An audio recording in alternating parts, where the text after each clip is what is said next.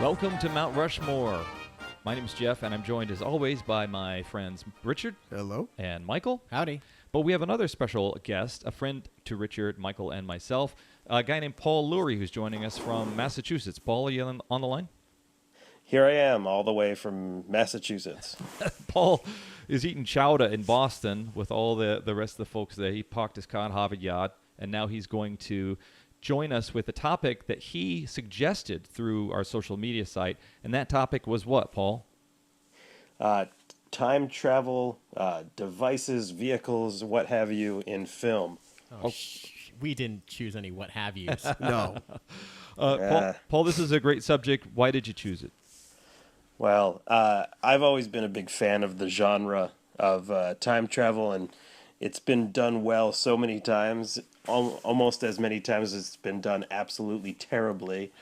But in the rare instances that it's done well, it can become an iconic thing and an iconic method of travel through time. Paul, even though you are a guest, you are the home team since you chose the subject. So You're at Fenway right now. Yeah. I also have the advantage of being 3 hours in the future. That's right. So to help make things more equitable for Michael and Richard, they are going to start. All right, which of you gentlemen is going to lead off? Michael, go ahead. Okay. Our first choice is the Delorean from the Back to the Future movies. Back to the Futures 1, 2, and 3. Was this a European Also thing? on my list. Oh, Okay. you chose that? Okay, well, Richard, Yeah, of Michael, course. why did you pick it? I think, first of all, it's somehow for our generation has become the most iconic of all time travel machines. And also, it kind of acted as a time capsule as well. It represented 1985 even more so than the gratuitous uses of Tab and Huey Lewis in the News. Is there any use of Huey Lewis that's really gratuitous, though, Michael? If we get down to it. It was very of the time in 1985 when it first came out. I'm sure that, well, I don't know, did people actually drive DeLoreans, or do we just look back and assume that everybody in 1985 had a DeLorean? I remember seeing news items more about DeLorean and DeLorean himself and John DeLorean? Yeah. And his illegal battles and troubles and things like that. Yeah, the DeLorean powered by cocaine. Yeah. Fueled by it. Literally fueled by it. Mm-hmm. Well, no, and not just... Actually, I do have a friend that's got a 1985 DeLorean. Does he have it souped up? Purchased. Does he have it like Back to the Future? No, he does not yet. He does not yet, but he took like $10,000 for him to... some insane amount of money to get it actually running. Oh, wow. Because you think about it, there's no parts. It's not like you can go to AutoZone and get like a replacement, door wing thing for your DeLorean. So I feel like they're all at Radio Shack, and those are going those are going out of Those business. are also yeah. only in business in 1985. Well, what was the reason you chose it, Paul? Well, I mean, one of the great things about the movie is Doc Brown loosely explains the idea for time travel, this flux capacitor, and they never actually explain what it is or how it works. He said, that's how time travel's possible. But it doesn't matter because the car is just so cool. You know, it looks like an alien ship to the people in the past. The doors open like wings. I mean, it looks cool. That's the only thing going for it. The battery constantly dies during the movie. Like, he has to start it by hitting his head on the wheel.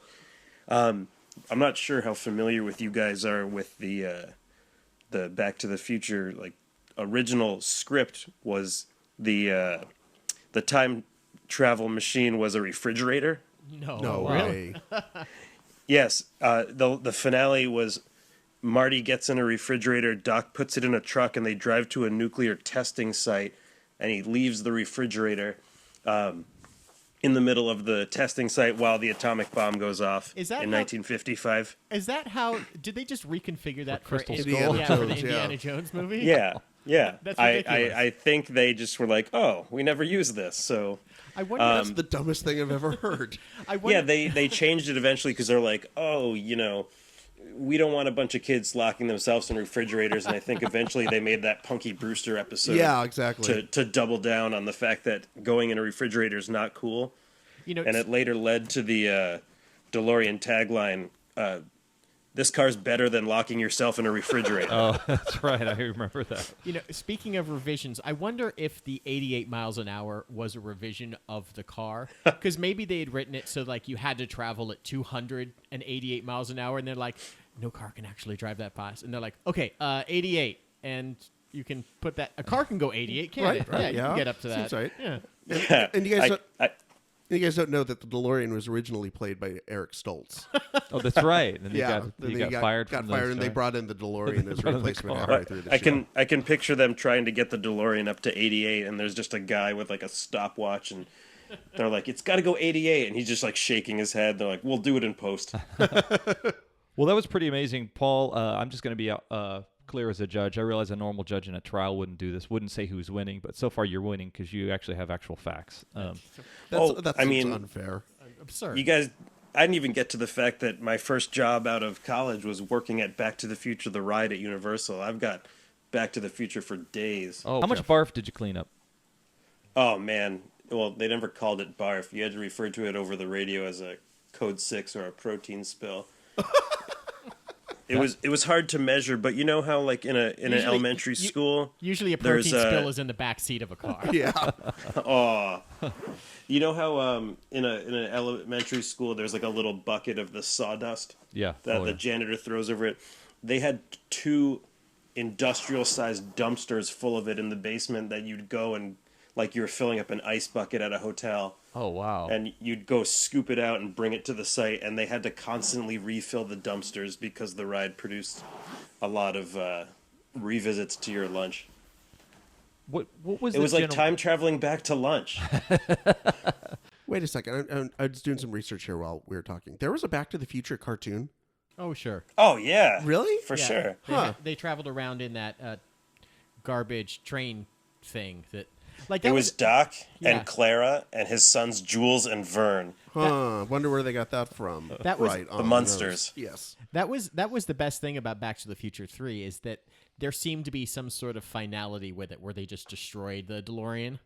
But then they ruined it right away by introducing the stupid flying train. So it's an awesome choice, DeLorean, for time travel. That could also have been in Mount Rushmore of vehicles if we ever do that, the DeLorean, as far as like a storied and much loved contraption. These gentlemen started off with DeLorean, and that was their first pick. But Paul, you also share that one. Well, as far as time machines go, I chose the time machine from the movie The Time Machine.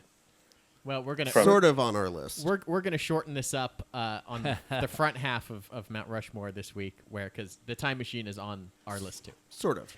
Now we're talking about 1960 here, not the Rod Taylor 2002 reboot. No, our Time Machine, and we're gonna split this up into 2 parts, but obviously it's your pick. But ours is from the Time Machine / movie Time After Time. But go ahead with yours. I mean, this is kind of the original time travel story. The movie's based on an 1895 H.G. Wells. I mean, when you talk about time, the 1895 when the story was written, that's 10 years after Back to the Future 3 takes place. So who's to say H.G. Wells didn't meet Marty McFly and come up with this idea for this book that became the movie that came out 5 years after the events of the Enchantment Under the Sea dance. But I think I'm traveling back to the first pick. You're remixing. Yeah, there's definitely. Yeah. You're building a story. Now we're gonna vomit. I know where they keep the sawdust. When did you first encounter this film? Was it on television or Netflix? Yeah, I mean, this was probably growing up. This was one of the early like American movie classics from the 60s, and my dad liked this one growing up. And I mean, when you talk about the vehicle itself, it's arguably the most powerful time travel vehicle because it starts in the year 1900 and it goes to the year 802,701. Yeah. And even further, I think in the movie it travels another 300 million years or so. Yeah. What's weird? It's just an absurd amount. They're like, oh, we can go from 1900 to 1940. And they're like, what about a little further? Okay, 1966. Yeah. I was thinking a little further. What about 802,000? Yeah. Okay. Is that when let's not get crazy here. The vehicle stops and Keith Richards is there to greet them? Right. Yeah. Well, yeah, they should have stopped in 2002 to stop Guy Pearce from remaking it. So why is this on your, Richard and Michael, why is some variant of Time Machine on yours?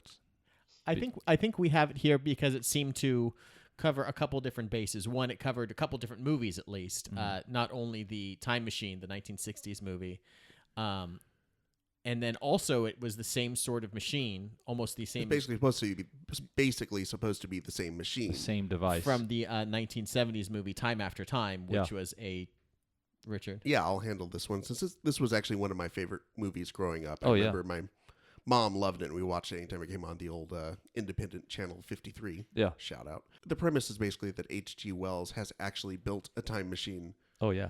And Malcolm McDowell. Yeah, played by Malcolm McDowell in a rare, non-creepy serial killer role. Yeah. However, there is a serial killer because it turns out one of his friends is Jack the Ripper. Yeah. And when the police come for him, he hops in the time machine and takes off.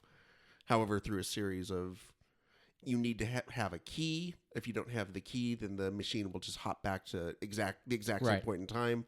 So he's able to hop in to chase after him, and they wind up in 1970s San Francisco. Oh, yeah. Where all serial killers go, apparently, in every movie that has a serial killer ever. I like the movies where they hop into the future, like it happened in the Time Machine, and it happens in Time After Time, where they jump into the future and expect utopia, and it's just the fucking 70s. Yeah, exactly. That's one of the plot points. Is H.G. Wells is talking about how the future is going to be a utopia, and he hops in, and it's like you said, it's the fucking streets of San Francisco. It just kind of sucks. Just sucks. Yes. But he does meet the lovely Mary Steenburgen, otherwise known as Kate Bush's less weird American aunt.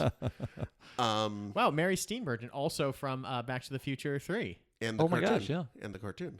Oh, yeah. So I will. This is points for nostalgia for all of you because I remember seeing this film not once, but I think twice at Seville Square in the Country Club Plaza in Kansas City, turning the sci-fi genre into a thriller with David Warner as Jack the Ripper. And it's interesting because it's not. I mean, a lot of time travel movies, you have it hops back and forth, and there's multiple. This is just it goes the 70s, then it comes back, and it is really more of a setup to your Crocodile Dundee-esque fish out of water type movie for a good chunk of it.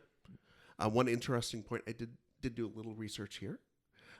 You don't have to mention that. We assume. You assume that I did. I know it's my thing, Michael. It's my catchphrase. You're jumping on my catchphrase. Well, let's travel back in time and work on that one. So there was a deleted scene that featured H.G. Wells getting mad at a punk who's playing music too loud on a boombox. That was deleted. Turns out that the movie was written and directed by Nicholas Meyer, who went on to co-write Star Trek IV, The Voyage Home. Oh.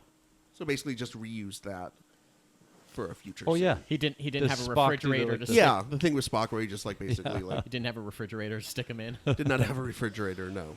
What I think is interesting about both of these concepts is that fish out of water aspect of time travel is very fun. Yeah, when you say fish out of water and you mentioned Crocodile Dundee, my brain shut off thinking about the possibility of a third Crocodile Dundee time travel movie. Oh, that would be incredible. Let's get the ad wizards on that one. You mean a fourth one? Yeah, the 3 was the Los Angeles one. Oh, in Los Angeles? Hollywood, yeah.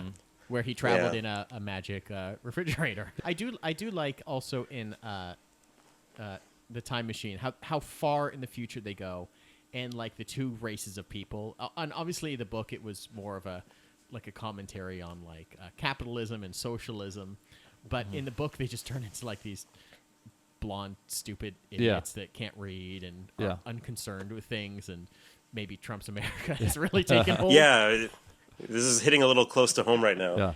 And then they have, the monstrous Morlock workers. But it's funny, when I think of time machines, I don't think of the DeLorean, and I don't think of, the ball of energy from, Terminator 2. I think of, the time sled. I think of, that thing with, the clock and the big...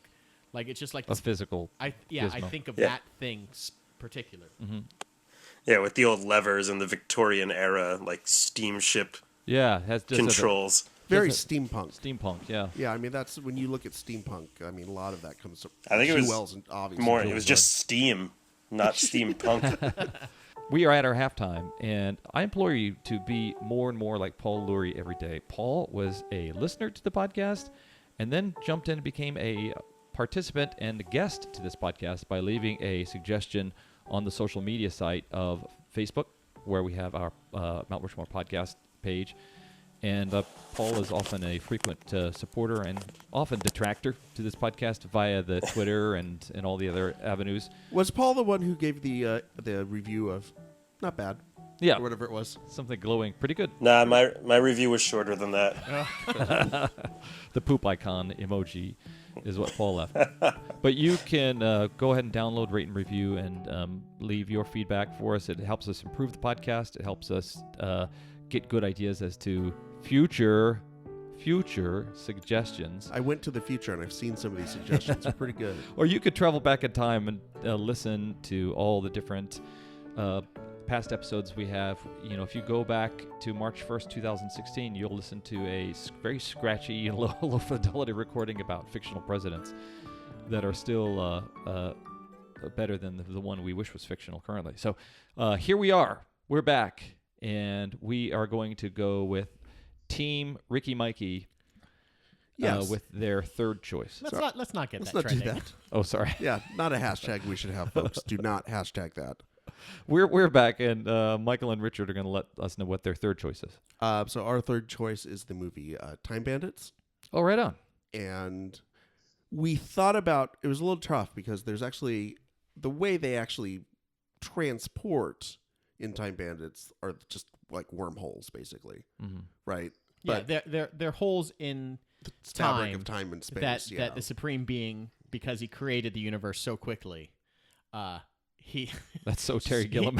just kind of left it. he just left a bunch of holes and left. So it. Jeff, you've been doing some work here on the house. Do you have any familiarity with that? We've got some holes in time, some vortexes, some wormholes, some Really need to patch them up. patch the bad boys up. We did lose our cat for a while. She came back as a kitten, then she came back as a very old cat. So we thought about that, but really, how you interface with it is the actual maps themselves. Mm-hmm. So again, Time Bandits, a favorite film of both of ours. Oh yeah. And like I said, it's just a very Terry Gilliam sort of way to get through time. Is just to have these maps that say, go here, go here, go here. It's like a treasure map, is that right? Yeah, it's basically a treasure map. I've seen Time Bandits probably 10 times before I was 15 years old, and I can't remember the map. Yeah, Really? it's the main device, or the main I guess MacGuffin or whatever you want to call it, that the dwarves or little people, I don't know what the technical term is or the appropriate term. Movie stars. Both of those are wrong. Little persons. Yeah, that they. It's kind of like a blue thing, and it's got like It's a map. It's just a map that these guys carry around, and they use it to find portals through time, in which they will plunder the wealth of the ages. So, point of even- order, so is even- this a time machine? It's a time travel device. It's a device. Yeah, It's yeah. a thing that they use to travel through. It's a plot device. There you Yeah. go. So we figured that it was something that they use to navigate the weird and wonderful world. And of since they're Terry so Gilliam's small, world. they could use it as a blanket, a tent. I love the ending of this movie, you guys. It's just such a weird, like, firefighter comes in, and it's, spoiler alert, Yeah. Agamemnon. It's just, where did that...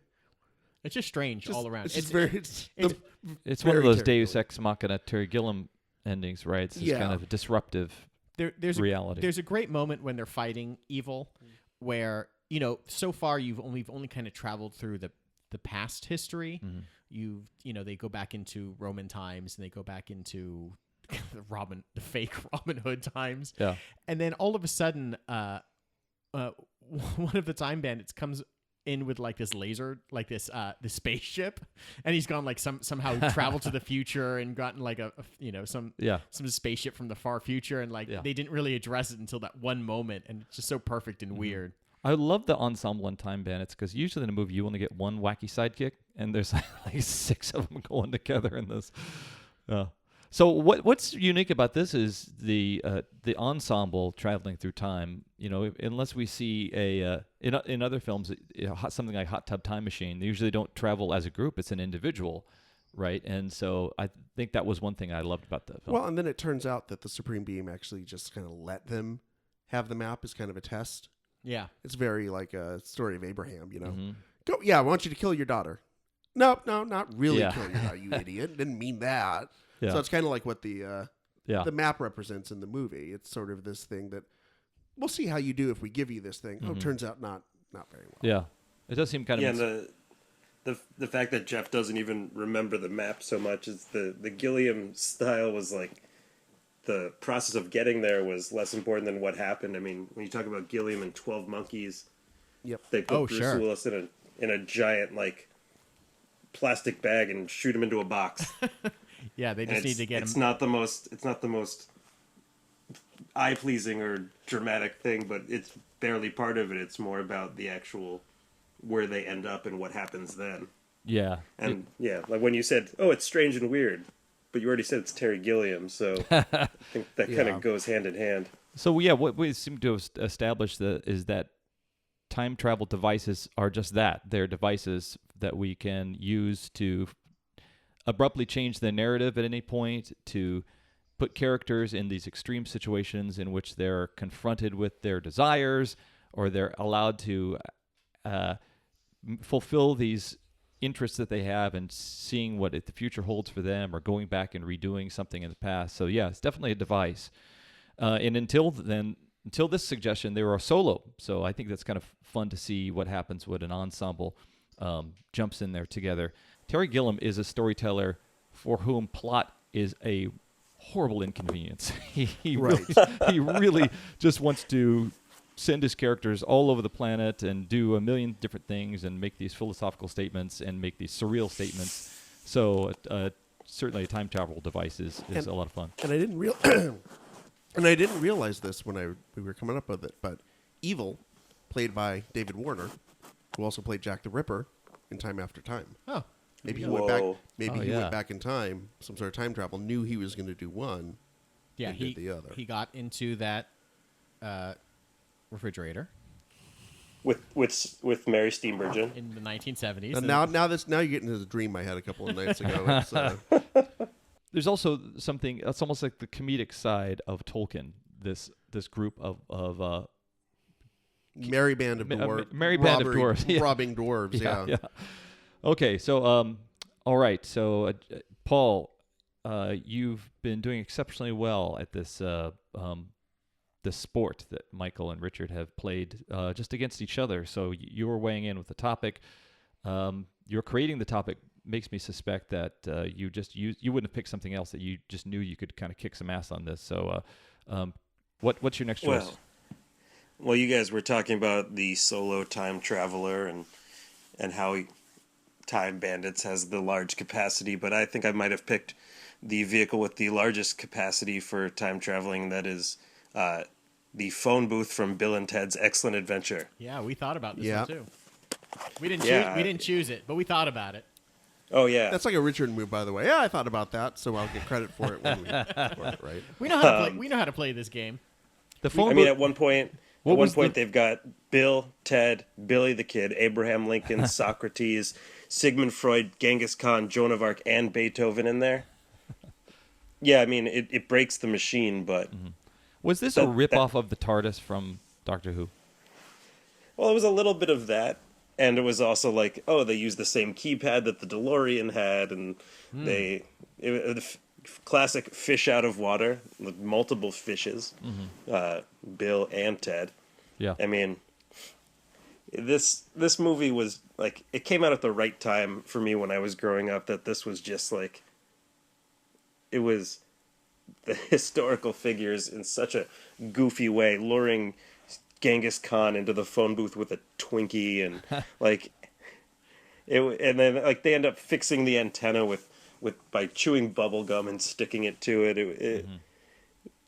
When they're flipping through the phone book to find where they want to go, everything about this was the goofy side of history. Yeah. It's it's one of the rare movies where you know the two main characters' full first names.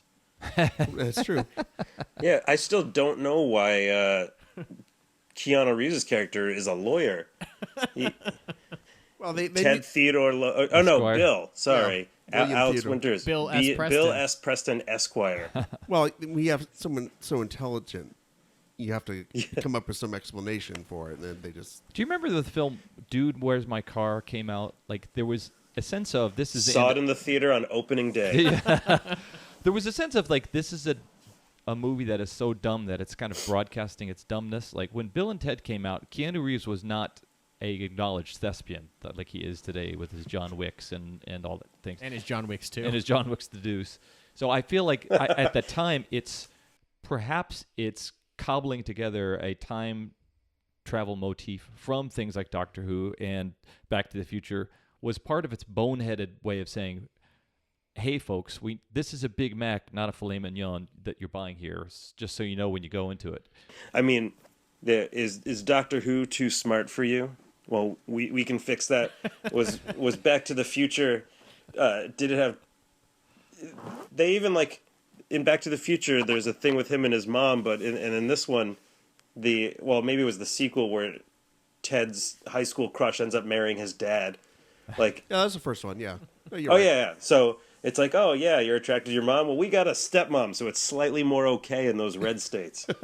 It wasn't until the second one where she left one father to go marry the other one.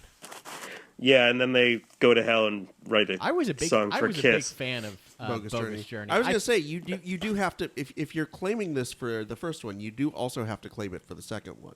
Oh, I'm not shying away from Okay, that. I'm just it saying. has one of my favorite lines is when he says, "We've got to go defeat the evil robot usses with the good robot usses." I think Bogus Journey was right up there with Gremlins 2 in terms of being like a great sequel that felt so different from the first one. That used it as commentary. Yeah. Yeah. It was a kind of meta in some ways. Yeah. I remember seeing the sequel and thinking, I had seen William Sadler in other films before, but not in which he could play so dramatic as death and then so comedic with such a quick turn where he became the life of the party after a while. And I think we can all agree there was definitely Les Claypool's best comedic film Sure. turn. Oh, was he in this one? Yeah. It might have been George Carlin's best comedic acting role in a sequel. What I like about the phone booth is that it was eventually, maybe by just happenstance, that it was a play on just the old game from the 1950s or maybe even before of how many people can you stuff into a phone booth. Yeah. Right. Like you got to that point, in the movie they get to that point where it seems to break the rules a little bit, where they can only travel while they're in the phone booth and then they're flying through space-time on its side when they realize that I'm waiting for them to get a little too close to one of the edge of the circuits of time and just totally scalp off Sigmund Freud's head because he just hits the electric blue light. That's a dark, I guess we're version not of getting it. credit for that. That's a dark version of that. I do appreciate the fact that it was a phone booth, which, if you show it to a kid today, they have no idea what it is, and it is now a relic of a past time. yeah. Yeah, it is something that most drug deals happen in. So what's one question I have for you, Paul, is how much protein was spilled in the Bill and Ted attraction at Universal? They actually did have a show for Halloween Horror Nights.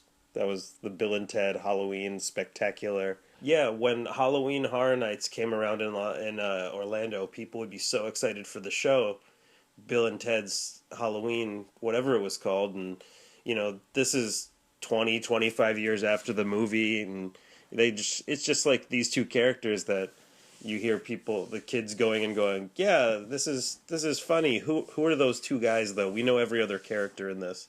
I mean, if you show this to a kid now, are they going to think, what's more obscure and unknown to them, Sigmund Freud or a phone booth? Yeah, that's a good question. Yeah. Okay, so wow, so we've had a lot of agreement here, but this is the first one, right? That we haven't had on both your lists. Yeah. Okay, what's on your list, Michael and Richard? Our last one is the time machine from Napoleon Dynamite. Which is more of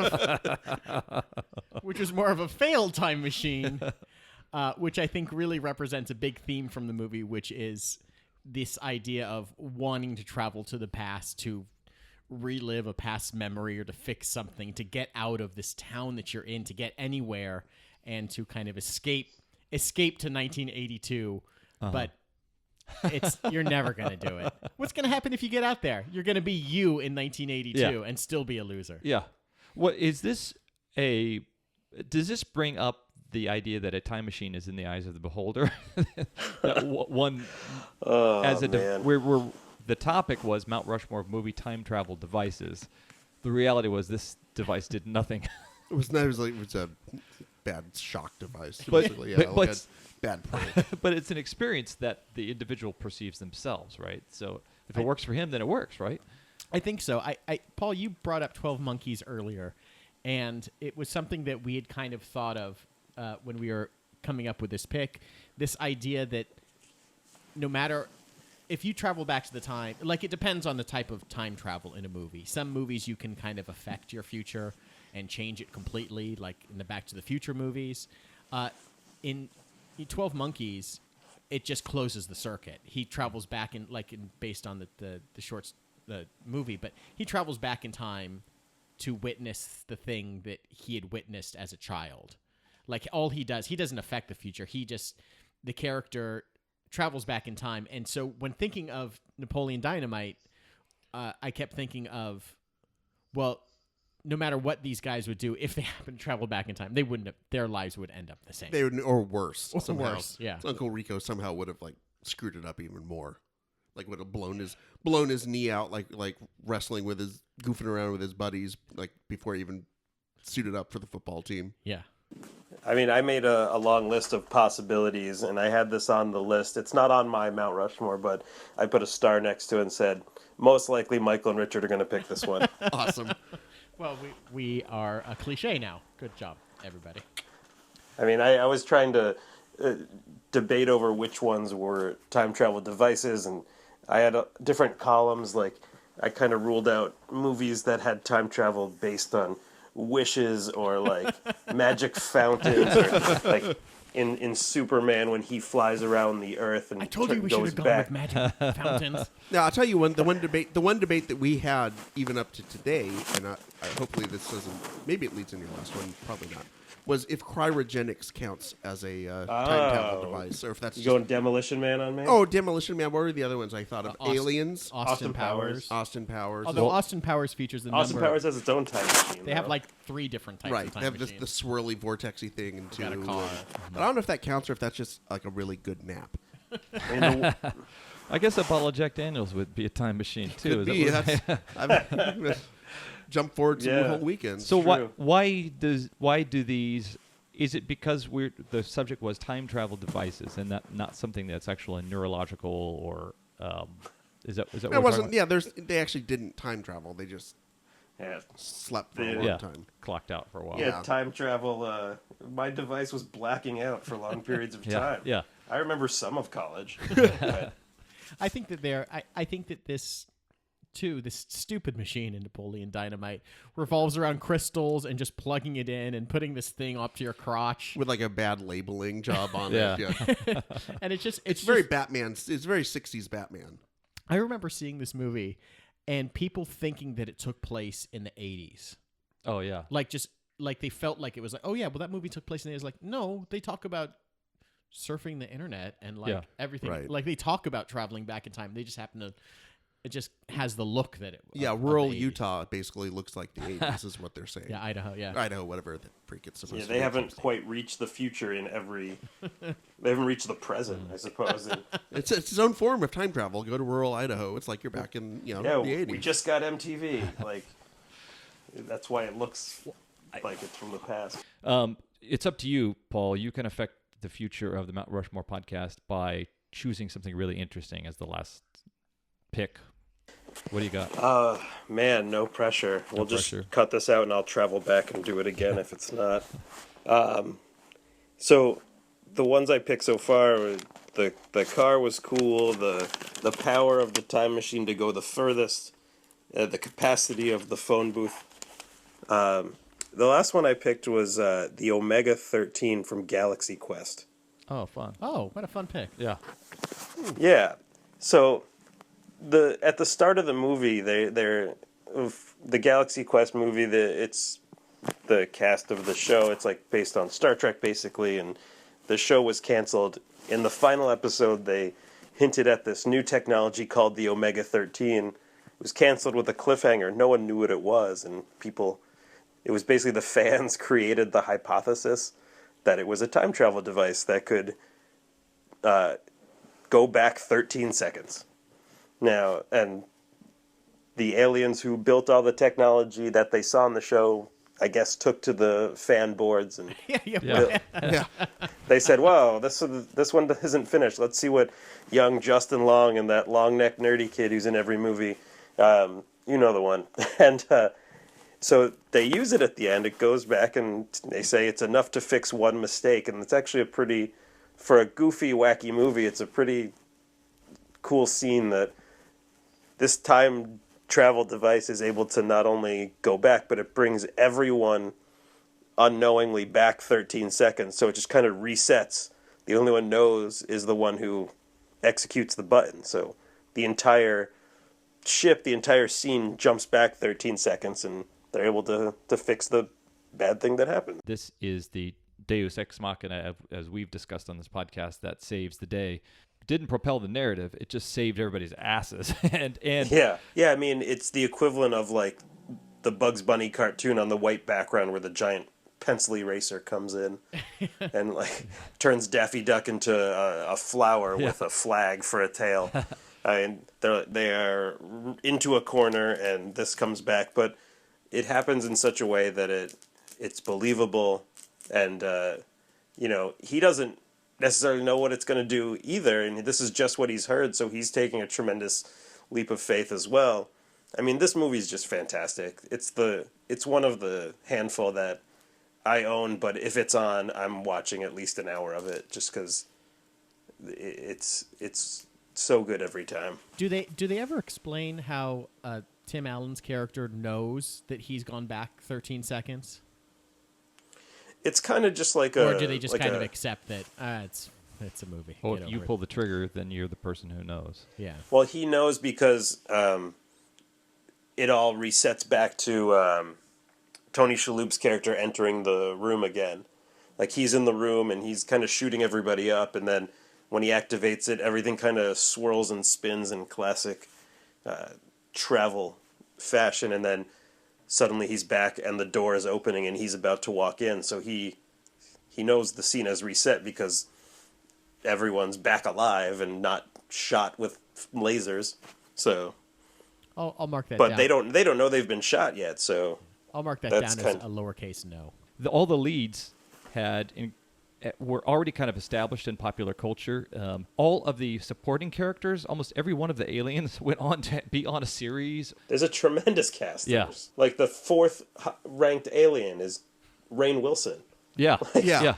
And Sam Rockwell, who's the best in everything ever. This guy has never done anything bad. Yeah. I heard an interview with Sam Rockwell that said they were set to reprise Galaxy Quest as a series for Amazon. Oh, wow. And everyone was on board, and Tim Allen just couldn't get the contract he had with the ABC show that's been on for like 25 years. Yeah. He couldn't get that to work, but everyone was ready to go and do it, and then they scrapped it when Rickman died. So what I thought was really cool was seeing the variety of choices that you guys made and seeing the evolution. And I think for the most part, it was really interesting to see how time travel as a device went in that journey that a lot of films do, where somebody goes from independence to interdependence.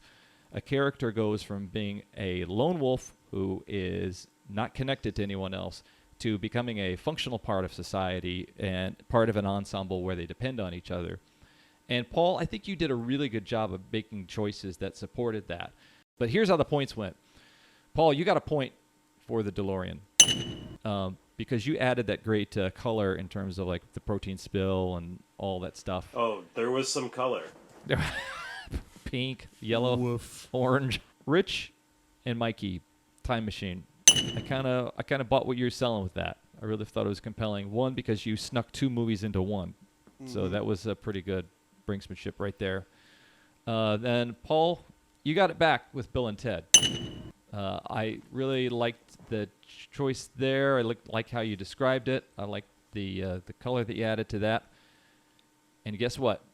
Paul went Dark Horse and went sci-fi and got Omega 13 from the Galaxy Quest. And so Paul gets 3 out of 4 points. Am I right? Yeah, Sure. ish. Kind of ish. So Paul's the winner. For the listener at home, I am pumping my fist. Okay. Paul is pumping his fist. And now there's going to be a protein spill. Just so everybody knows, in Massachusetts, the guys are walking around pumping their fists half the time anyway, That's right? true. They're just thinking about Red Sox. I just yelled out my window to a guy pumping his fist saying, I won Mount Rushmore podcast. And he said, shut the fuck up. I'm going to get some chowder. So yeah, that was my dad. at Plurie is where you find Paul on Twitter, at sign Plurie, and he's a funny guy who says a lot of funny things. And And if you're ever on a duck boat tour, yeah, ask for Paul. Mention Mount Rushmore and get 0% off of your trip. I will charge you 125% normal price. so thanks, Paul, for that suggestion, and then getting on this podcast with us and joining Yeah. us. Yeah, thanks, buddy. Thanks, Paul. Thanks for having me, guys. I'll sum it up in my favorite iTunes review. Pretty good. Pretty good. Pretty good. Pretty good. William Shakespeare at work again. Okay, so this has been Mount Rushmore. I have always been Jeff. I'm Richard. I'm Michael.